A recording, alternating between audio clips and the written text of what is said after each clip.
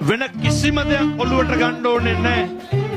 අපේ අම්මයි තාත්තයි නැගිටපු විදිහ හිතන්න. මගේ අම්මා මං හදාගත්ත විදිහ හිතන්න. මගේ තාත්තා මං හදාගත්ත විදිහ හිතන්න. අම්මලාට ડિප්‍රෙෂන් නෑ. ඒක අරමුණක් තියෙනවා. වැටෙන්න නෙමෙයි ඒ අරමුණ තියෙන්නේ නැගිටින්න. ජීවිතේ වැටෙන්න හේතු 1000ක් තියෙනවා. ආර්ථිකමය ප්‍රශ්න. ස්වාමි පුරුෂයා නැති වුණාම ගැහණියෙකුට තනියම ජීවත් වෙන්න අමාරු වෙන්නේ. අසත්පුරුෂ පිරිමින්ගෙන් කොච්චර නොහොබිනා යෝජනා එනවද?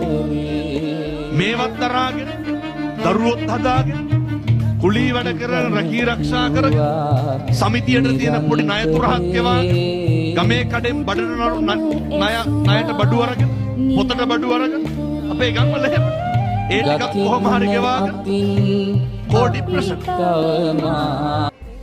මොකක්ද ඔය අම්මගේ ඔළුවේ තියෙන එකම දේ මොකක්ද? දරුවෝ ටික ලොකු